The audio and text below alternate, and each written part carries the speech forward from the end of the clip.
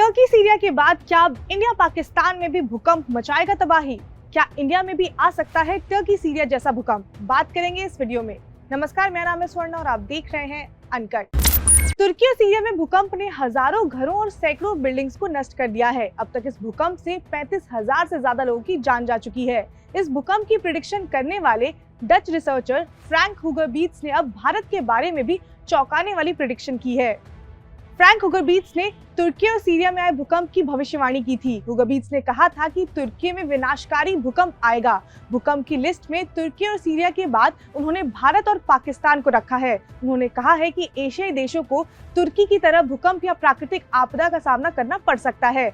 अगला प्रेडिक्शन किया गया है कि भूकंप अफगानिस्तान से शुरू होगा और पाकिस्तान भारत को पार करने के बाद इंडियन ओशन में खत्म होगा।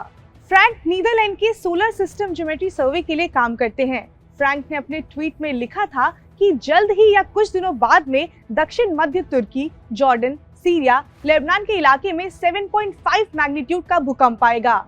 हुगरबीट्स की प्रेडिक्शन के 3 दिन बाद यानी कि 6 फरवरी 2023 को तुर्की और सीरिया में 7.5 मैग्नीट्यूड का भूकंप आया। मतलब अगर इस बार भी हुगरबीट्स की भविष्यवाणी यानी कि प्रेडिक्शन सही निकलती है तो इंडिया में भी वैसा ही भूकंप आ सकता है। ऐसी संभावनाएं हैं। अब ये कितना सही होगा ये तो आने वाला समय ही बताएगा। अब आप सोच रहे होंगे कि सोलर सिस्टम ज्योमेट्री सर्वे इस तरह के प्रेडिक्शन कैसे कर पाती है। तो सोलर सिस्टम ज्योमेट्री सर्वे सोलर सिस्टम और वेदर का एनालिसिस करता है, फिर उसके हिसाब से अर्थक्वेक का प्रेडिक्शन करती है। इस ऑर्गेनाइजेशन का मानना है कि 6 मैग्नीट्यूड से ऊपर के भूकंप सोलर सिस्टम में आए स्पेसिफिक सिचुएशन की वजह से आता है।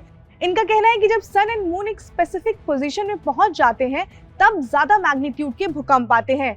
हालांकि साइंटिफिकली ये अभी तक साबित नहीं हुआ है, लेकिन ऐसा पहली बार नहीं हुआ है जब ऐसी प्रेडिक्शन की गई हो। इससे पहले आईआईटी कानपुर के अर्थ साइंस डिपार्टमेंट के एक सीनियर साइंटिस्ट ने भी इसी तरह की प्रेडिक्शन की थी। उन्होंने बताया था कि भारत में भूकंप के तेज झटके आ सकते हैं।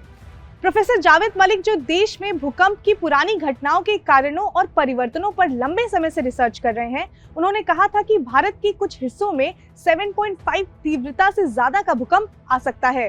अब आपके मन में भी यही सवाल आ रहा होगा कि क्या वाकई भूकंप की प्रेडिक्शन वो भी इतनी एक्यूरेट की जा सकती है? तो दैनिक भास्कर की एक रिपोर्ट में बताया गया है कि वर्ल्ड इकोनॉमिक फोरम यानी कि WEF भूकंप के झटके, डेटा और एरिया के ज्योग्राफिकल चेंजेस पर नजर रखती है। इससे जो इंफॉर्मेशन निकल कर आता है उस हिसाब से प्रेडिक्शन की जाती है।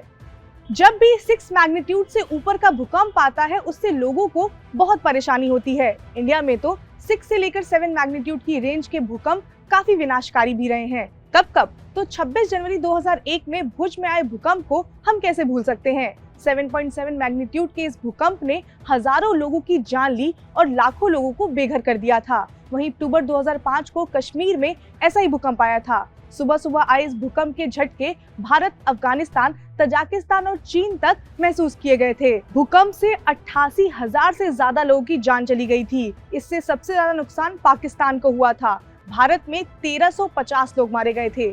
थोड़ा और पीछे चलते हैं। देश को आजाद हुए 3 साल ही बीते थे। 15 अगस्त 1950 में उत्तर पूर्वी राज्य असम में इसी तरह का एक भयानक भूकंप आया था।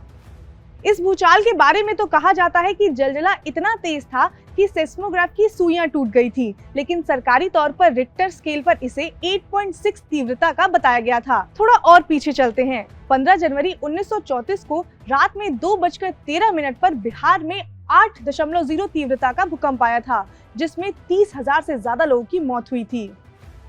तो ये तो रही बात इंडिया की। अब थोड़ा दुनिया के बारे में भी जान लेते हैं। तो दुनिया में सबसे भयंकर भूकंप 22 मई 1960 को चिली में आया था, जिस भूकंप का मैग्नीट्यूड सुनकर ही आप चौंक जाएंगे। भूकंप का मैग्नीट्यूड था 9.5। तो आई होप आपको ये वीडियो पसंद आई हो। इस तरह के और कंटेंट को देखने के लिए सब्सक्राइब करें अनकट को।